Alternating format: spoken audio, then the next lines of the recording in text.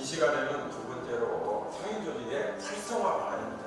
이 조직 자체를 구체적으로 어떻게 해서 활성화를 할 수 있을 것인가에 대해서 말씀드리겠습니다. 상인 조직은 일정 구역 안에 있는 정보주들의 모임입니다. 네, 정보주들의 모임인데 블록별로 어느 일정 구역별로 상인 조직화를 추진할 필요가 있다는 겁니다. 네, 전체를 하나의 조직으로 만드는 것도 필요하지만은 구역별로 상인회를 조직하는 겁니다. 그래서 일본과 같은 경우에는요, 대개 도시에 한 블록별로 상인회가 구성되어져 있습니다. 그래서 그 상인 조직들끼리 서로 경쟁을 하고 있습니다. 그래서 서로 발전하는 거죠. 경쟁하면서 발전하는 그런 형태를 띠고 있습니다. 상인 조직 요건이 지금 상당히 깐깐하게 되어져 있습니다. 그래서 좀 깐깐한 이 상인 조직의 그 요건을 등록받을 때 좀 완화시켜주는 법률적 개정이 좀 필요하다고 봅니다. 지난번에 한번 좀 완화되었습니다만은 그보다도 더 많이 좀 완화를 해서 쉽게 상인 조직을 만들 수 있게끔 이렇게 법률적인 개정이 이루어져야 되겠습니다. 다음에 상인회들 사이에 조직이 많으면요, 조직 대 조직으로, 즉 상인회 대 상인회의 서로 경쟁하는 구도를 형성시켜야 발전을 하고 상인 조직도 활성화가 됩니다. 그래서 소규모 조직으로 단합, 응집력을 높일 수 있습니다. 이 회원수가 많게 되면요, 그 회원수 자체로서의 파워는 가질 수 있지만 응집력은 조금 약해집니다. 그래서 적은 수의 회원으로 상인회가 구성이 되어서 상인회들끼리 응집력을, 즉 서로의 단합된 힘을 높일 수 있는 그런 소규모 조직의 상인회가 구성되는 것이 필요하다고 봅니다. 전주시 사진에서 보게 되면 상인연합회 조찬 간담회 사진인데, 전주시에 있는 그 상인회의 지금 임원들이 모여갖고 모임을 가졌던 모양입니다. 그런데 사실은 전주시 같은 경우에도요, 상인회가 지금 한 5-6개 정도, 이 정도 상인회가 있는데, 이 정도보다는 제가 생각하기로는 한 20개 정도의 상인회가 좀 있었으면 좋겠다 하는 생각이 듭니다. 그래야 상인회별로 사업도 전개도 하고, 또 응집력도 강화하고, 단합된 회의도 많이 하고, 그렇게 되면 상인 조직이 활성화된다고 생각됩니다. 자, 다음에 상인 조직을 활성화하기 위해서는 상인의 회원들의 의무가 좀 충실하게 강화되어야 됩니다. 그런 면에서 보면 낮은 회비 납부율을 좀 개선해야 되겠어요. 회비 납부율이 너무 낮아요. 전통시장 상인회라든지 일반 가구점포의 상점과 상인회들도 회비 납부율들이 낮아가지고 상인회장님들이 좀 어려움을 겪고 있거든요. 그래서 상인회가 무슨 사업을 하게 되면 예산이 좀 있어야 돼요. 근데 회비 얼마 안 되는 회비 납부하는 것도 잘 안 해서 상인회장이 좀 희생을 하고 있는 경우가 많은데, 그 회비 납부를 지원 요건으로 하는 경우도 많이 있습니다. 정부에 사업 지원할 때 회원 납부율이 몇 %냐 이런 것들도 보기도 하거든요. 그래서 납부를 좀 잘하는, 회비를 납부해야 상인의 응집력도 강해집니다. 다음에 시장 전체를 위한 포괄적 지원뿐만 아니라 지금 현재 이루어지고 있는 것은요, 개별 점포를 국가에서 지원하는 것이 아닙니다. 그 시장 전체를 위한 사업을 지원하고 있거든요. 그리고 왜 그냥 개별 점포를 지원하면 하나의 특혜라고 생각하기 때문에 그런데요. 자, 개별 점포별로 어떤 점수화를 좀 해서 점수가 높게 획득이 되는 점포에 대해서는 개별적인 지원도 가능하게끔 하는 그런 지원 정책이 이루어졌으면 좋겠다 하는 생각을 갖습니다. 객관적인 지원 평가가 전제되어야 되겠죠. 개별 점포에 대한 지원은 지금 현재 그렇게 많이 이루어지고 있지 않습니다.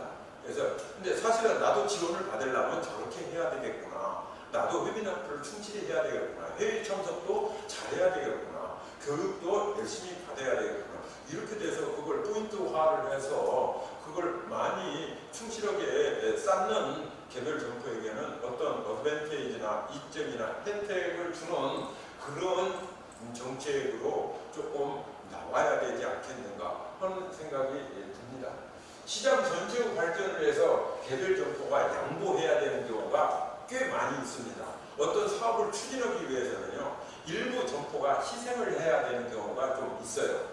그럴 경우에는 그 희생되는 점포에 대해서는 좀 보상을 해줄 수 있는 시스템이 만들어졌으면 하는 생각입니다.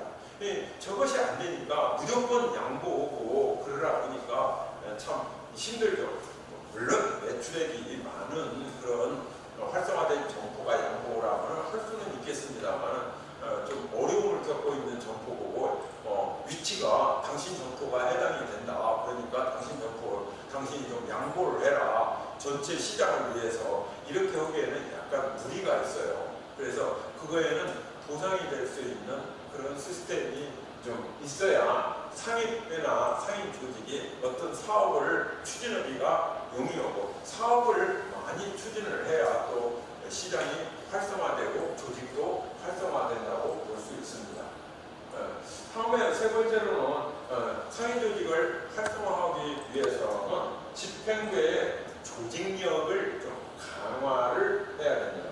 특히 회장님이 조직원 친화력을 강화하기 때문에 지위에 따른 회장이라는 지위를 가지고 있기 때문에 봉사할 수 있는 마인드가 좀 형성돼야 됩니다. 그래서 어느 정도 자기 사업을 맡길 수 있는 조건이 있는 점포의 사장님이 회장으로 취임을 하는 것도 필요하다고 여겨집니다. 그리고 회장님이 조직원들의 단합이나 친화력을 형성하기 위해서는 밥을 많이 좀 샀으면 좋겠다 하는 생각이 듭니다. 적어도 1년에 짜장면 한 200그릇 정도는 살 수 있는 그런 마인드를 가져야겠죠. 그래서 좀 비협조적인 그런 회원들에 대해서는 자주 식사의 기회를 가져가지고 그렇게 해서 사업을 추진하는 경우도 꽤 많이 봐왔어요. 그래서 회장님이 자기 호주머니를 털어서 밥을 많이 사줄 수 있는 그런 분위기 필요하다고 봅니다. 적어도 회장님이라면 그 정도는 해야 되겠죠. 다음에 재력보다는 업력에 의한 지도자를 선임하는 것이 어떨까 하는 생각이 듭니다. 대개의 경우 회장님은 재력을 갖춘 사람, 매출액이 많은 점포에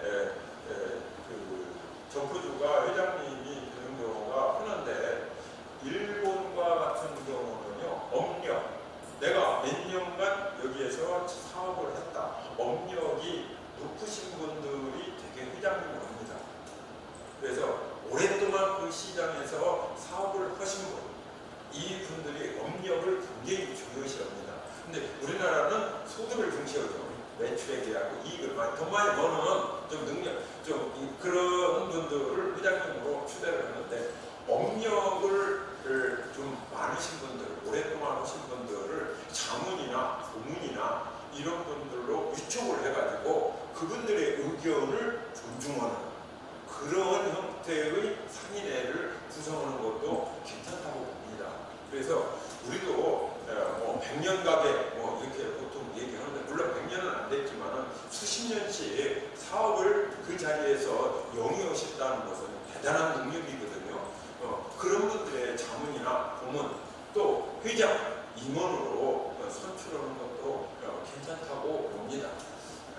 회원과 회원 간의 조건 없는 만남의 기회를 자주 좀 가졌으면 좋겠습니다. 이 집행부의 조직력 강화거든요. 그러면 집행부를 신뢰할 수 있고 믿을 수 있고 의지할 수 있어야 돼요. 회원들이. 그렇게 되려면 회원들하고의 커뮤니케이션, 의사소통이 자주 돼야 돼요. 난 그런 거 사업을 하는 줄도 몰랐다. 이렇게 되면은 곤란해도 사업을 추진하는데 단합된 힘으로 같은 사업을 추진하는 마인드, 즉 공동체 의식을 형성하기 위해서는 자주 만남의 기회를 마련하는 것이 좋겠습니다. 아까 말한 밥을 자주 같이 먹는다든지 또는 회의를 열어서 또는 회장이 순례를 하면서 이 얘기를 많이 나눠주는 거, 이게 커뮤니케이션 하는 그런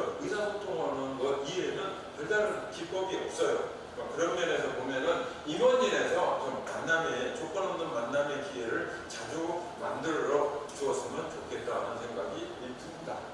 다음에 행정에서 집행부의 운영비 일부를 좀 지원을 해줬으면 좋겠습니다. 되게 회비가 낮기 때문에 자금이 별로 되지 않아요. 정보 모아도. 그렇기 때문에 조직을 운영하는데 좀 어려움이 있어요. 그래서 그 집행부의 운영비 정도를 조금씩이라도, 전액은 아니더라도 조금씩이라도 보조를 해줘서 집행부가 잘 돌아가게끔, 즉 집행부가 잘 돌아간다는 것은 상인회가 잘 돌아가는 것이거든요. 그런 거에 대해서 행정에서 좀 보조를 해주었으면 좀 좋지 않을까. 뭐 일정 지자체에 전통시장이라는 것이 몇 개 되지 않기 때문에 그 집행부의, 즉 상인회의 운영비 정도는 조금 지원을 해주는 것이 좋겠다 하는 생각이 듭니다. 상인들의 의식교육과 역량과 항상 강조되고 있는 것이죠. 상인들의 의식이 너무 근대적이어서 사업을 추진하기에 어렵다 그러는데, 그렇기 때문에 그런 의원들로 구성이 되어진 상인회의 역량이 부족하거든요. 그래서 교육을 많이 실시시키는데 1인 사장님이 종업원과 사장님을 다 역할을 하기 때문에 점포를 비우고 교육에 참여를 할 수가 없어요. 그래서 직접 교육자가 찾아가서는 그런 교육도 고려해 볼 만합니다. 그리고 강사의 수준도요, 이론적인 교육보다는 현장의 경험이 있는 강사, 그래야 피부에 와 닿는 얘기를 하거든요. 그런 현장 강사가 좀 필요하고요. 그 다음에 눈높이의 내용을 교육을 시켜줘야 됩니다. 현실을 잘 알고 있는, 즉 전통시장의 내용을 잘 알고 계신 분들이 강의를 해야 상인들이 고개를 끄덕이고 그렇다, 저 말이 맞아, 이러지, 전혀 뜬구름 잡는 얘기로 강의를 해봐야 별로 교육적 효과가 없다는 겁니다.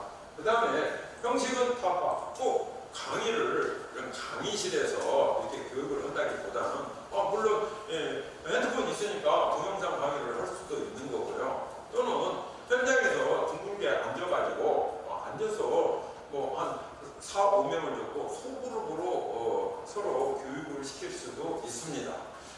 그런 것을 좀 활성화하는 것이 필요하다고 봅니다. 이 교육 프로그램을 4, 50명을 집단적으로 모여갖고 집합교육을 시킨다. 이것이 지금까지의 교육 형태거든요. 이런 것을 상인들이 받아들이기가 상당히 어려워요. 그래서 제가 보기에는 상인회에서 교육을 제대로 했다, 이런 느낌이 들도록 하려면 소규모로 이루어지는 강의를 좀 활성화했었다 하면 좋겠다 하는 생각이 듭니다. 그 다음에 연수 프로그램이 가끔 이루어져요. 연수나 현장 견학이 이루어지는데, 연수 프로그램은 1박 2일 프로그램으로 오고 너무 타이트하게 짜면 안 돼요. 연수 프로그램은 좀 느슨하게 따야 돼요. 그러면은 연수라는 것 자체가 뭐냐면요, 서로의 친화력이나 응징력을 높일 수 있는 아주 좋은 기회고, 그리고 다른 사람에 대한 이해를 높일 수 있는 기회거든요. 하룻밤 같이 자면서 이런저런 얘기하다 보면은요, 교육에서 할 수 없는 여러 가지의 내용을 습득할 수 있어요. 그래서 1박 2일 정도로 날을 잡아서 교육을 하면은 상당히 그것도 연수하는 것도 난 좋다고 생각합니다. 그것 효과가 있는 것도 눈으로 보아왔고요. 견학 프로그램, 이거 아주 효과 좋아요. 견학을 가는데도 현장 벤치마킹으로 선진지 시장을 가게 됩니다. 그래서 되게 버스를 임대해가지고 현장에 가고, 현장에서 그냥 그 상인들을 풀어놓습니다. 그러면 상인들이 돌아다니면서 다 봐요. 눈으로 봅니다. 그게 현장 교육이거든요. 그래서 현장 학습이에요. 가서 설명할 필요도 없습니다. 현장에 있는 상인회에 들어가서 개괄적인 설명만 간단히 듣고, 자, 돌아다니면서 그 벤치마킹 할 수 있는 시장을 구경하는 거예요. 그게 견학이거든요. 견학하고 딱 꼭 해야 될 것이 있어요. 이 견학 학습을 좀 하다 보니까는, 자, 갈 때는 조용히 갑니다. 대개 보면은 좀 간식거리 가지고 조용히 가고, 대신 올 때는 견학된 것을 정리하고 버스 안에서 가려야 돼요. 그러면은 한 사람 한 사람 오늘 견학한 내용을 얘기하라고 이렇게 하면은요, 우리 상인 여러분들 정말 얘기 잘해요. 보면은, 그리고 교육으로 시킨 것보다도 더 알찬 내용을 다 봤어요. 그 내용을 공유를 해야 되거든요. 서로 나눠 가져야 돼요. 나 이거 봤는데 이거 참 좋더라. 뭐 어쩌더라. 이 견학 프로그램의 핵심은 돌아올 때 잠자지 마시고 돌아올 때 한 사람 한 사람이 자 오늘의 견학을 추스리고 요약할 수 있는 시간을 버스 안에서 발표하는 시간을 갖는 거 굉장히 저는 중요하다고 봅니다. 그러면 이게 갔다 와서 견학이 어땠어? 그러면 그거 좋았어. 구경하면서 이런 거 봤는데 저 친구도 봤구나. 나도 봤는데 그거 참 좋더라.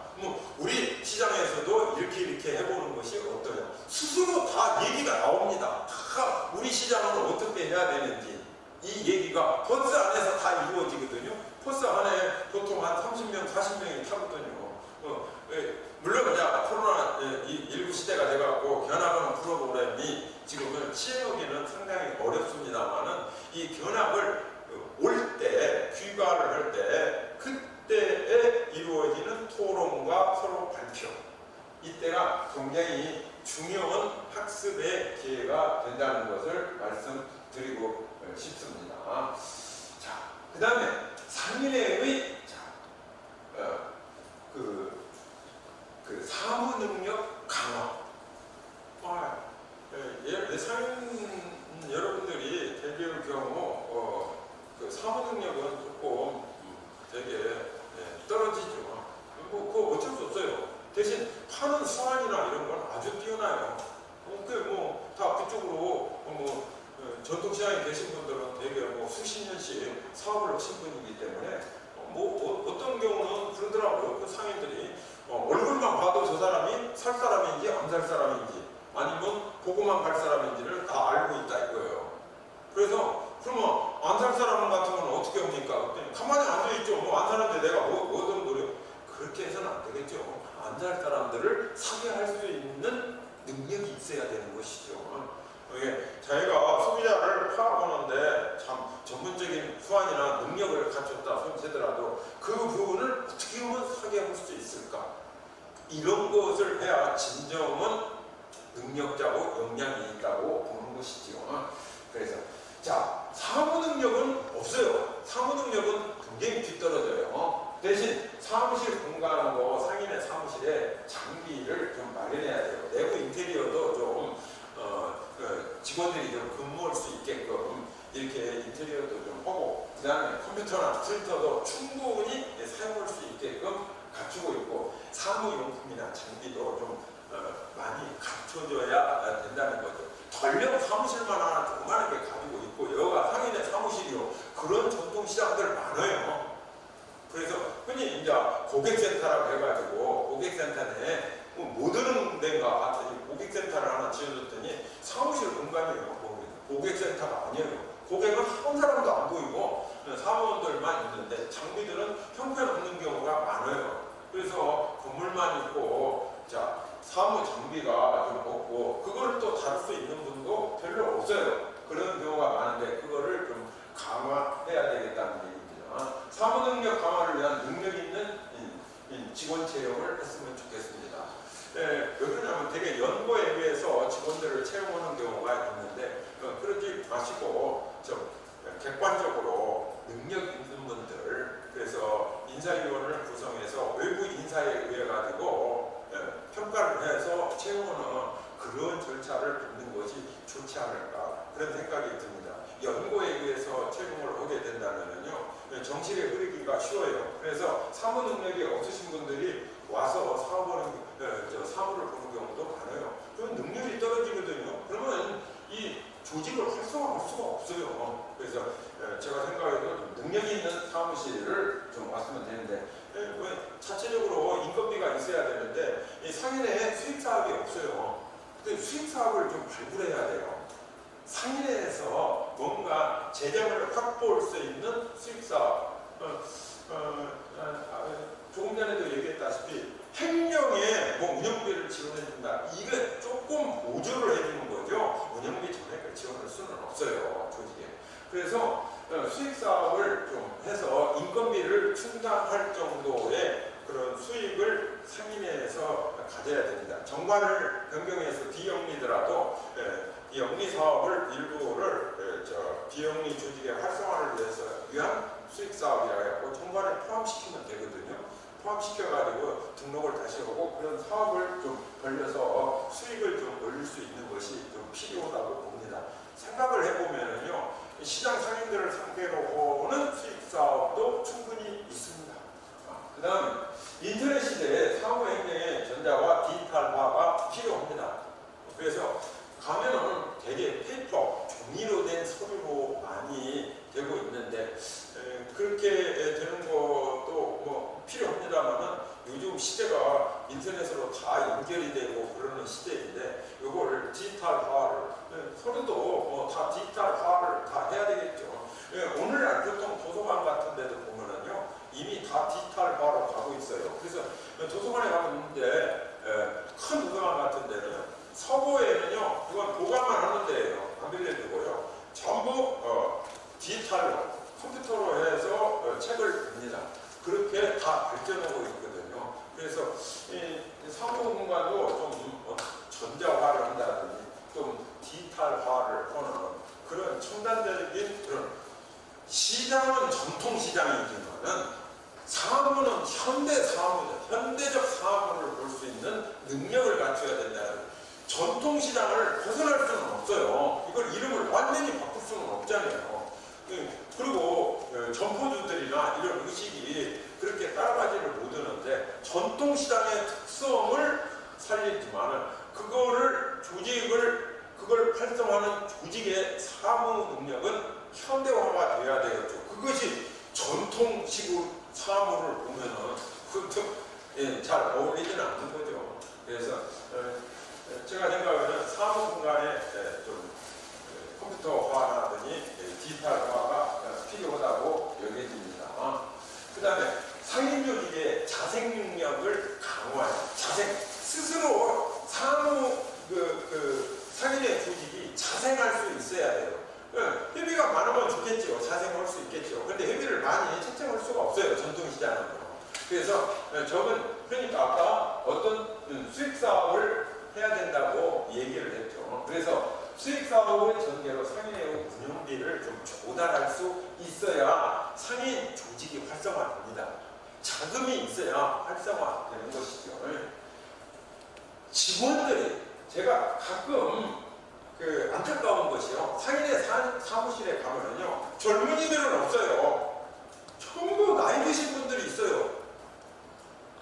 그래가지고 뭐 안경도 밑으로 턱 끼고 이렇게 앉아서 뭐 사무를 본다고 하는데 이게 됩니까? 그러면은 뭐 안 된다고 뭐 이메일 처리로 어떻게 해야 되겠는데요. 스캔 떠서 이메일로 보내주세요. 우리 그런 거 못 한다고 이래버린 이게 되겠어요. 그래서 지금 자 여러분들이 백화점이나 마트에 가서 거기 있는 종업원들 보세요. 직원들 보세요. 전부 그냥 아주 이 까리까리하고 젊은 친구들이에요. 이런 친구들이 탁탁탁 일 보는 것도 없고 우리 상인조직에서 오는 것도 없고 이게 비교가 되겠어요. 임의조직 번영에는 조속히 사단이나 재단법인 형태로 전환을 해야 됩니다. 지금 상인의 조직 중에서 임의조직 번영회로 되어 있는데도 꽤 많이 있어요. 그러면서 지자체에 가갖고 행정에 가서 뭡니까? 왜 우리를 지원 안 해주냐? 이렇게 요구를 하는데 등록이 돼야 되겠죠. 요건을 갖춰서 등록을 해야 되니까 임의조직으로 되어 있는 곳은 사단법이나 재단법인으로 해서 빨리 이 형태를 전환을 해야 조직이 활성화되겠죠. 젊은 상인을 좀 영입을 해가지고 인센티브를 좀 마련을 했으면 좋겠어요.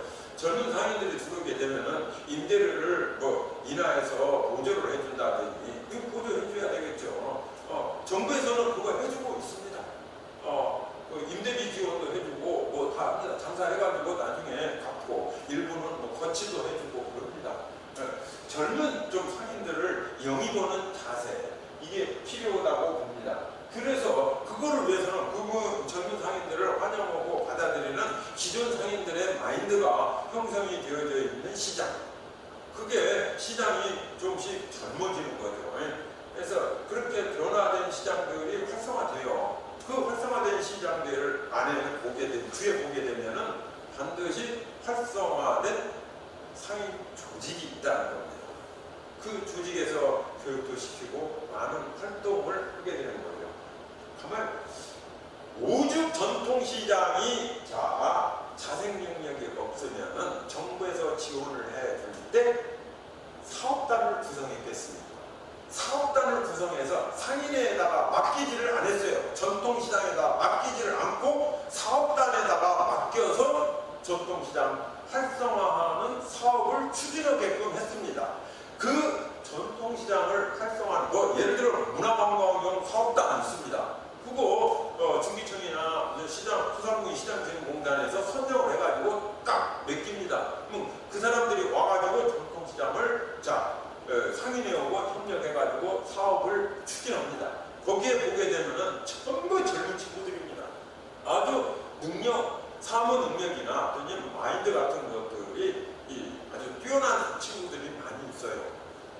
근데 그거를 평소에 상인 조직, 상인회에서도 그렇게 되어졌으면 좋겠다는 게, 그러기 위해서는 젊은 상인들이 좀 영입이 되어져야 돼요.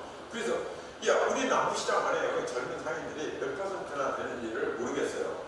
물론 청년몰로 해가지고 전국적인 관심도 받았습니다만은 청년몰이 계속해서 유지가 되고 지속 가능하게 되려면요, 청년몰에 대한 지원이 좀 더 있어야 돼요. 처음 개설할 때만 지원해주고 다음에는 지속 가능한 데는 나몰라라 하게 되면요, 이 청년들은요 사업을 계속하기 상당히 어려워요. 왜? 청년몰 자체가요, 전통시장에 있는 청년몰이 수익성이 그렇게 높지가 않아요. 마인드는 청년들의 마인드는 되어져 있는데 수익성이 좋지 않기 때문에 보조를 해주는 것이 좀 필요하다고 봅니다.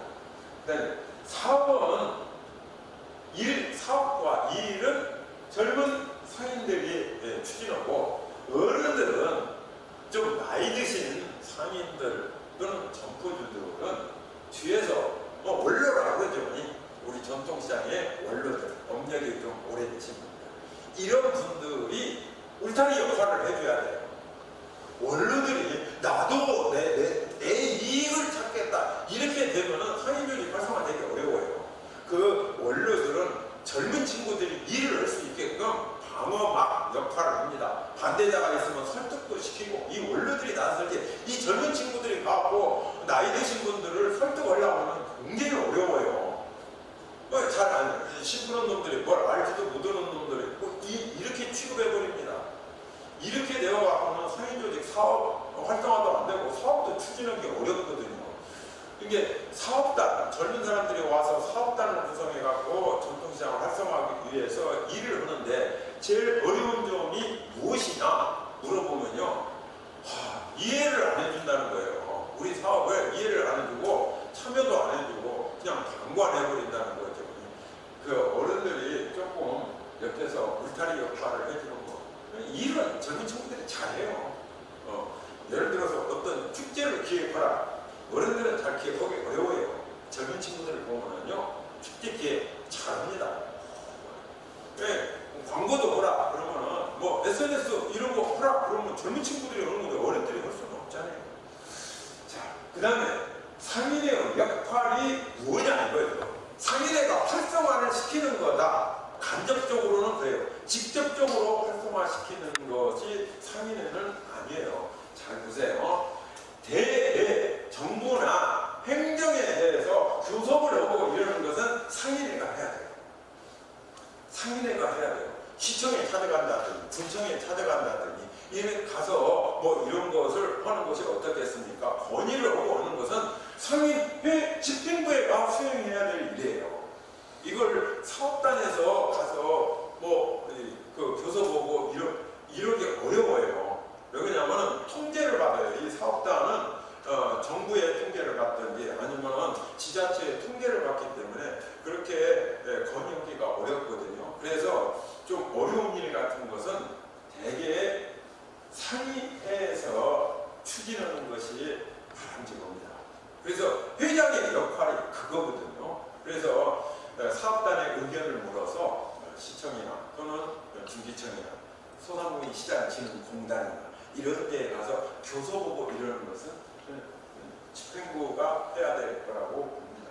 그 다음에 활성화 사업은 상인회에서 수행하기 어려운 점이 있습니다. 실제로 활성화 사업은 별도의 전문가들이 수행을 해야 됩니다. 이미 사업단에서 수행되고 있거든요. 사업은 사업단이라고 큰 사업들은요 다 민전정치 사업 아주 큰 사업입니다. 몇십억씩 투자됩니다.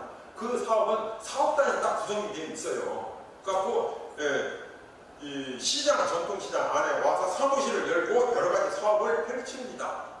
펼치는데 물론 상인회하고 협의를 해서 펼칩니다.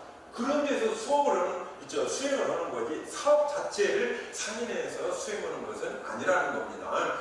상인회가 교섭을 하고 공모해서 따오고 뭐 하는데 옆에서 도움을 주고 옆에서 교섭력을 넓히는 그런 데는 회장 이런 어떤 타이틀이 좀 있어야 되겠죠.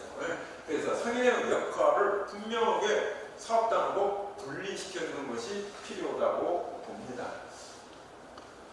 행정과 상인회 사이에 중간 지원들이 사업단은 일시적인 조직이에요. 보통 사업단은 한 1년이나 2년 정도 사업을 하고 나면은 해체를 하고 떠나버립니다. 사업단은.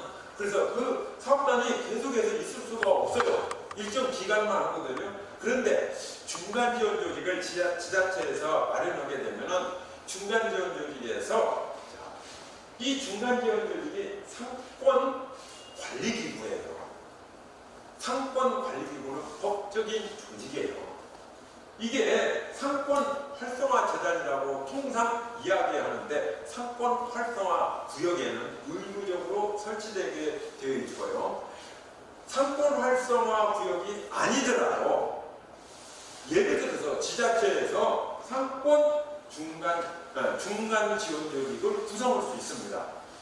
만들어갖고 재단법인 형태로 만듭니다. 출연은 행정에서 합니다. 출연해서 만들어서 예산 지원도 해가지고 전통시장의 활성화 업무를 너희들이 사업을 전담해라. 이렇게 해줄 수 있습니다. 그 상권 활성화 재단을 재단법인 형태로 설립하는 것을 권장하고 싶습니다. 출연금은 지자체에서 오고 직원은 전문 활동가들이 있어요.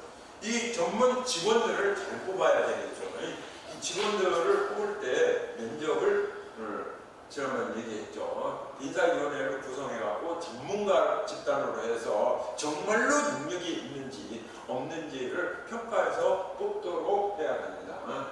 자, 올해 지금 발표가 되어진 소상공인 시장진흥공단에서 시장경영 혁신 사업에 대해서 지원을 해주고 있는데 사업 신청 하라고 되어 있습니다. 9월달까지 신청을 합니다. 사업의 내용을 천천히 보게 되면은요, 어떻게 해야 시장 상인회가 활성화가 될 수 있는지를 알 수 있어요. 대개 지원 조건을 한번 살펴볼까요? 지원 조건을 보면은 국비가 90에서 첫 번째 내용을 시장경영 바우처 지원 사업에서는 보면은 국비가 90에서 30%, 지방비가 10에서 70%입니다. 그리고 자부담 지자체 부담 가능. 지자체에서 자부담도 다 상인들이 한 푼도 안 내고 할 수 있는 사업이거든요. 이 자부담은요 전통시장 자부담 능력이 없기 때문에 최대한도로 낮춰져 있어요. 그러면은 국비하고 지방비로 이루어지는 거야. 지방비는 그러면 시청이나 구청에서 부담하는 금액이에요. 국비는 왜 중소기업청이나 소상공인 시장진흥공단에서 부담하는 금액이고요. 그래서 되게 보면은 바우처 판돈에서 상인이 자율적으로 시장별 특성을 반영하여 시장 경영 혁신을 위한 사업, 교육을 하든 마케팅 교육을 하든 매니저 이런 것들을 확보를 하든 플랫폼 온라인 배송 플랫폼을 하든 여러 가지 사업을 할 수 있거든요. 이미 저런 사업을 하겠다고 여기서 신청을 해야 돼요. 신청을 하는데 신청할 수 있는 조직이 시청 이해는 별로 없어요. 그래서 제가 보기에는 이런 것을 대행해 줄 수 있는 중간 지원 조직이 있었으면 좋겠다 하는 얘기입니다. 지역상품 전시회, 상품 전시회, 국비 70%예요. 지방비 또는 자부담 30% 이상.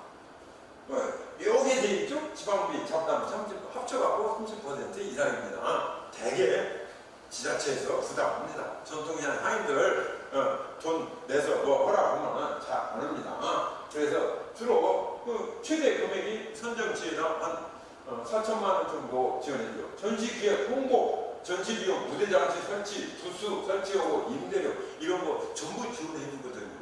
이런 사업을 내년도에 우리 전통시장에서 하고 싶다고 신청을 해야 될 거 아니에요. 그러면 사업계획서를 써야 돼요. 사업계획서를 쓰려면 사무 능력이 있어야 돼요. 사무 능력이 있으려면 현대적인 장비 같은 것들을 갖추어갖고 젊은 인력들이 이걸 마련하고 자 나이 드신 임원들이 대외적인 교섭 능력을 좀 발휘를 해줬으면 좋겠다는 얘기예요. 자 특성화 시장 지역 선도형 특성화 시장 중에서 선도형 시장이라고 보게 되면 국비 50에 지방비 50%예요. 어디 차부담 없어요. 전통시장에서 부담하는 거 없습니다. 이 지원을 해야 되겠죠. 자, 최대 시장당 금액을 한번 살펴볼까요? 얼마나 지원하는지요. 지역 선도형 시장에는 시장당 최대 20억입니다. 2년간에 걸쳐서. 이게 1년에 10억씩 지원을 해주고 있는 거죠. 이거 하면 사업단도 구성이 돼요. 그래갖고 저 20억 중에는 사업단의 인건비도 다 들어가 있어요. 그러니까 그 젊은 인력들이 오늘 저걸 신청하는 것 자체는요 어디에서 시청이나 상인회에서 해야 돼요. 신청 자격이. 근데 상인회에서 해야 되는데 상인회에서 이거 어렵다 그러면은 시청에서 공무원들 이걸 써줘야 되는 공무원들 일이 많아요. 그러면 그거를 대행해 줄 수 있는 게 중간 지원 조직이라는 거죠. 그쪽에서 마련해 상인회에서는 이 신청서 쓰기가 굉장히 어렵습니다. 다음 사업들을 한번 볼까요? 무수한 사업들의 유형들이 내년에도 신청을 저걸 전부 할 수 있어요. 금액들 지원 한도를 보게 되면요. 첫 번째 있는 특성화 문화관광형은 10억 지원하는 거만요. 그래서 2년간. 그렇다면은 자 1년에 5억씩 2년간에 걸쳐서 지원하고 뒤에 보면은 특성화 시장에서 기반 조성하는 데는 첫걸음 하면 제일 처음에 아주 낙후되어 있는 데가 할 때 하는 것은 약 1년간 3억 원이죠. 우리는 보면 국비 지방비 50%잖아요. 상인들 부담 없어요. 전혀. 왜 있는데? 물론 우리 지금 교육이 지금 받고 있는 여러분들의 전주 남부시장의 경우에는요. 저거 다 받았어요. 대표적인 전주의 시장이거든요. 이거를 신청해서 전부 받았거든요. 이거를 어떻게 해서 받았냐면요. 자, 전주시에서 이 지원서를 응모서를 전부 썼어요. 써가지고 공무원들이 애썼습니다. 해가지고 사업이 다 추진돼갖고 끝났죠. 사업들을 보게 되면은 그다음에 복합 청년몰 조성 사업. 물론 우리 전주 남부시장에 있는 청년몰이 대표적인 청년몰인데 이건 문화관광부 사업으로 시작했죠. 이것이 벤치마킹이 돼가지고 전국의 청년몰을 신청하는 사업으로 확산이 되어갖고 지금은 전라북도에도 한 대여섯 군데 청년몰이 전통시장에 구성이 되어져 있죠. 근데 그게 활성화가 잘 안 돼요. 청년몰을 처음에 설치만 하는데 지원하지 그 뒤에 후속적 지원이 없기 때문에 사업 경험이 적은 청년들이 사업하기가 상당히 어렵다는 거죠. 자, 청년몰 활성화 및 확장 지원. 하도 후속 지원 안 한다 보니까 이제 확장하는 거 지원하는 데까지도 해주고 있어요. 정부에서. 이건 내년도 사업이거든요. 이제 청년몰을 하나 활성화하기 위해서 추가적인 지원을 하기 위해서 한 3억 정도 확장하는 데는 최대 10억까지도 지원해 줍니다. 이거 보면은 국비 지방비 54세 청년자 부담 10%. 청년들은요 그래도 부담하려고 그래요. 근데 나이 드신 중장년 점포주들은요 10%도 부담하지 않겠다라는 의식이 강해요. 이 청년들한테 한 10%는 청년들은 저 10% 내고 옵니다. 예를 들어 10억 정도의 예상이면은 이 10% 1억 정도를 청년들이 부담합니다. 그걸 나누어서 부담하겠죠. 그러면 10억 정도 9억을 지원받을 수 있다는 거죠. 이건 청년들은 그런 말도 안 되기 때문에 자부담이 좀 올라가 있습니다. 청년몰 있는데 보게 되면은 다 청년들 자부담 10%가 있지만 왜 특성화 시장 위에는 그 세 개는 보면은 전부 국비 지방비입니다. 자부담이 없어요. 저 위에는 이 시장 전체를 위한 어떤 사업이기 때문에 자부담도 없지만은 정부들이 잘 부담하려고 하지 않죠. 만약에 10% 분양하면요, 전통시장에서 특성화 사업에 10%를 자부담으로 하겠다. 그러면 신청하는데 거의 없습니다. 없어요. 10억, 20억 되는데 1억씩, 2억씩 마련하라. 이러면은요, 상위에 집행부에서요, 우리 못 온다고 그래요. 어렵습니다. 예전에 그걸 말을 꼭 해야 되겠는데 돈은 없고 그러니까 회장님이 부담하는 경우도 있었죠. 근데 회장님이 한 사람이 부담해가지고 돈을 입금을 시켜야 되는데 참 어려운 일이죠. 회장님이 그렇게까지 희생하기에는 봉사자인데 특별한 월급도 받는 것도 아닌데 그렇게 하기는 어렵죠. 이런 사업을 가만히 우리가 지켜보면요, 국비, 지방비 다 되고 자부담 별로 없어요. 그러면 이 사업을 신청하기 위해서는 상인회에서는 불가능하다면 중간 지원 조직, 상권 활성화 재단, 시장 관리기구 이런 것들이 구축이 되어 있어야 돼요. 그러기 위해서는 지자체에서 관심을 가져야 된다는 얘기입니다. 자, 마지막에 나와 있는 내년도 사업 중에서 화재 관련해 가지고 특별 사업, 노후 아직도 현대화 사업을 하고 있는데 있죠.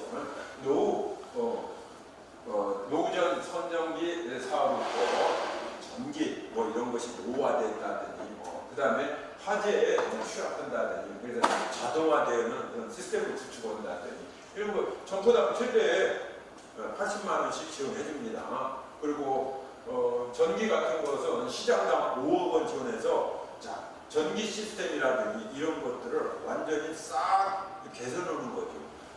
5억 원 정도. 그건 자부담이 밑에를 보게 되면은 전선 변화시키는 데는 개선하는 데는 한국전력공사에서 되게 부담을 해주는데 자부담 10%도 한전에서 부담하는 경우가 꽤 있어요. 한전에서는 전기를 파는 회사예요. 그렇기 때문에 한전에서 우리가 부담해주겠다 이런 경우도 많습니다. 지중화 공사할 때도 그러죠. 땅으로 전선을 묻어버리는 공사도 한전에서 부담하는 경우가 많습니다. 그래서 사업을 신청을 잘 신청해야 되겠죠. 전부 국비지방비. 왜? 화재 알림 시설 설치 사업은 국비지방비예요. 신청만 하면 된다 이거예요. 왜 신청을 안 해야 이거예요? 자부담도 없는데 이 신청서 작성이요 쉽지 않아요. 이게 전문적인 사무 능력이 좀 있어야 돼요. 야, 우리 이거 신청하자.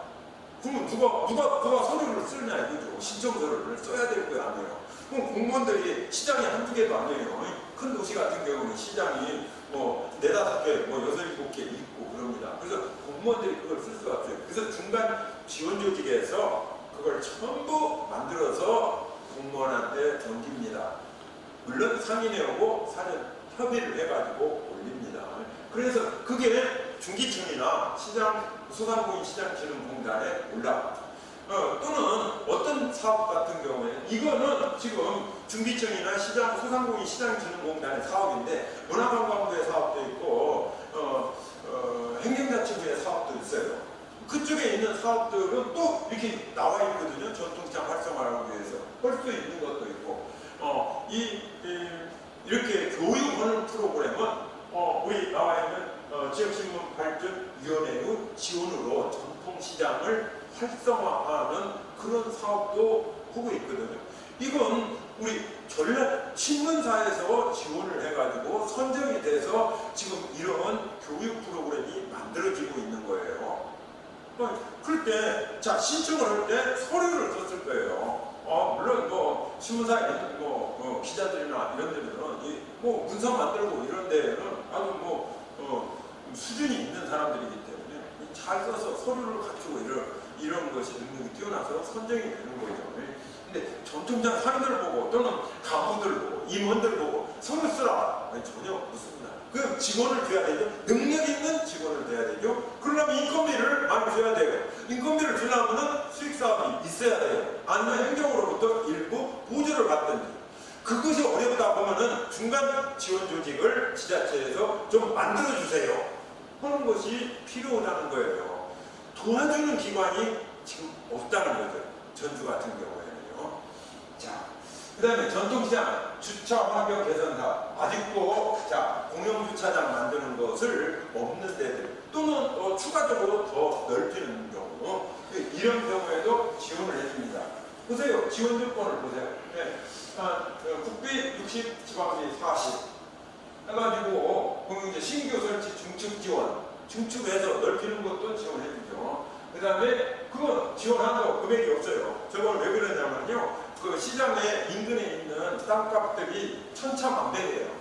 그렇기 때문에 이걸 신청하는 대로 되는데 대개 신청하는 대로 한 50억 들어가는 데도 있고 20억 들어가는 데도 있고 그래서 천차만별이기 때문에 지금 지원한다고 금액이 안 써 있는 겁니다. 금액은. 그래서 나중에 신청해서 되면은 그걸 매입 자금이 있잖아요. 그 부지를 매입해야 되니까 엄청난 금액이 지원될 수도 있어요. 공공이나 시설 주차장 이용 보조 지원하는데 그것도 1억 원씩 지원해주고 이 신청서를 어디에다 쓰느냐?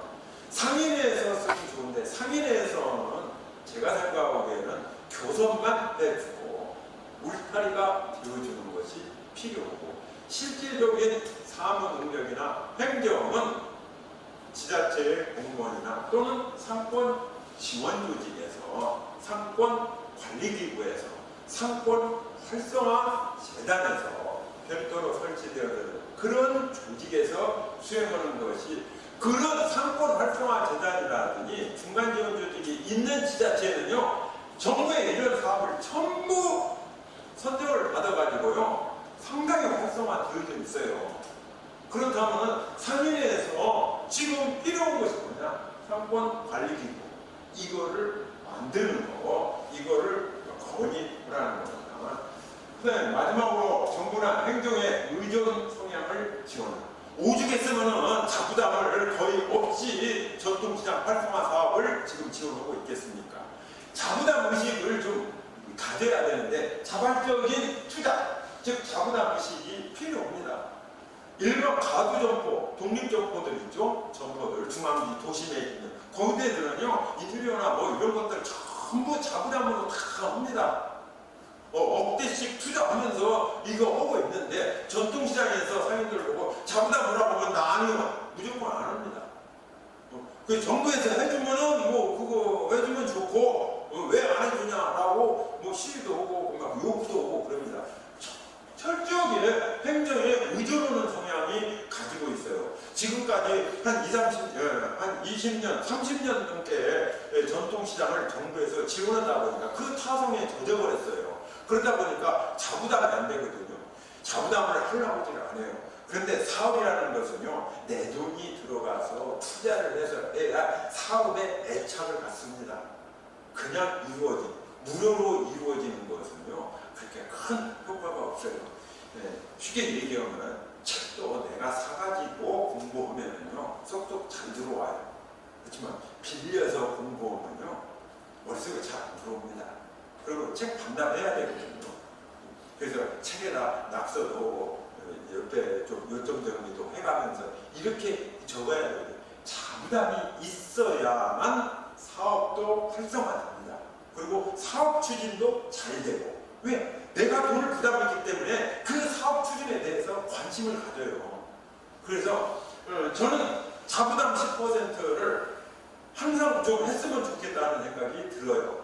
근데 정부에서는 그것마저도 자부담 10%를 해놓으니까 다 안 해요. 그러니까 정부 사업이 할 것이 없어요. 신청이 안 들어오니까. 그래서 그걸 5%로 내린 경우도 많아요. 그리고 그거를 지자체에서 부담하는 경우도 꽤 있어요.